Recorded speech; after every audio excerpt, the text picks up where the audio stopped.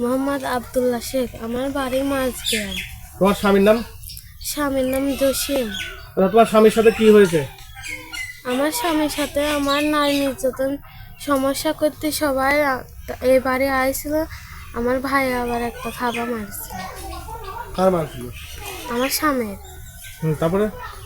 তারপরে আমার আজ 13 বছর রাখি চলে গেছে। আবার একটা মেয়ে আছে, হয়েছে এই পর্যন্ত কেউই দেখি না। তো তোমার বাপ বা ভাই তার সাথে যোগাযোগ করার চেষ্টা করেনি ওই ফ্যামিলির সাথে? চেষ্টা করেছে, বলেছে আমার নাকি বলে আর নেবে না। তো এখন তুমি কি চাচ্ছ? আমি চাচ্ছি আবারও যাব।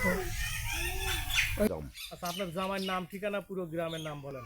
আমার জামাইয়ের নাম জসিম, আমার বিয়ার নাম হচ্ছে সাজত মণ্ডল, বাড়ি বেলঘরিয়া, থানা সিলাইদা।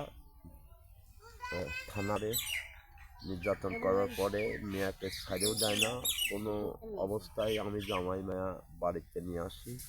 জামাই মেয়া বাড়িতে নিয়ে আসি, আমি মেয়া আটকা দিই। আমি বিকেলে জামাই বলি যে তুমি বাড়ি চলে যাও, তোমার গার্জেন, তোমার মা আছে, তোমার ভাই আছে, যে কোনো লোক আসবি আমার মেয়া চলে যাবে, তোমার সাথে আমি মেয়া দেব না।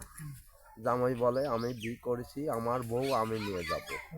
আমি বললাম যে না, তোমার বিয়ে করেছাও ঠিক আছে, কিন্তু সেই উপযুক্ত মনে হয় এখনো হও নাই। আমি এই অবস্থার পর তোমার কাছে আমার মেয়া দেব না, তোমার গার্জেন ছাড়া আমি মেয়া দেব না।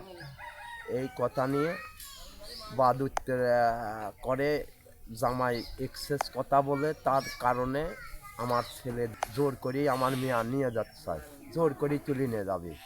এইটা সত্তর ধরে ওই জামাইকার ওই এই মারার থেকে এই যে বিভিন্ন, আর ওরা ভেতরে আসি নাই, আমরা যত চেষ্টা করেছি ওর ভেতরে আনতে পারি নাই।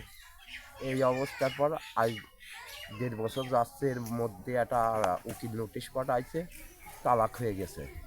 তো এটি তালাক হয়েছে আমি আজও বিশ্বাস করি নাই। এটি হচ্ছে কোর্ট নোটিশ না, এটি উকিল নোটিশ। আমার নাম মোহাম্মদ জাহাঙ্গীর আলম। আচ্ছা, আপনার ভাই কি বোনের সাথে কি হয়েছিল?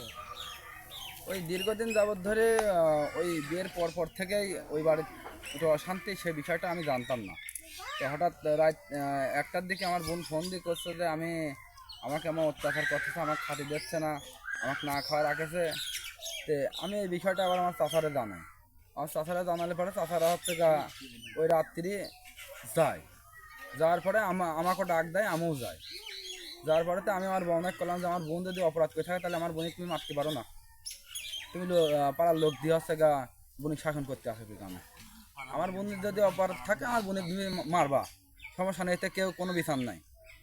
তো এই কথা বলার পরে আমি রাগ করে হতে উঠে আসি। উঠে আসার পরে আমার ছেলে অসুস্থ, এর মধ্যে আমার বোন বোনের খবর দিলে পারে ওরা সন্ধ্যার সময় আসে। আসার পরে ওরা ঘোরে, এর মধ্যে হচ্ছে হবাই ভাড়া যায় যে হচ্ছে ওরা ওদের আটকায় রাখেছে।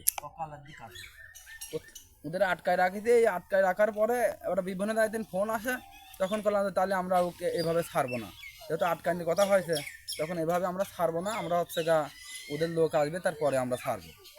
তো তারপরে ওদের কিছু লোক আসলে, লোক আসার পরে আমি আবার ডেনাটা ধরি, করলাম যে ওটা তুই চলে যা, তোকে যখন আটকা রাখিছি তুই হবাই বেড়াতে তুই চলে যা।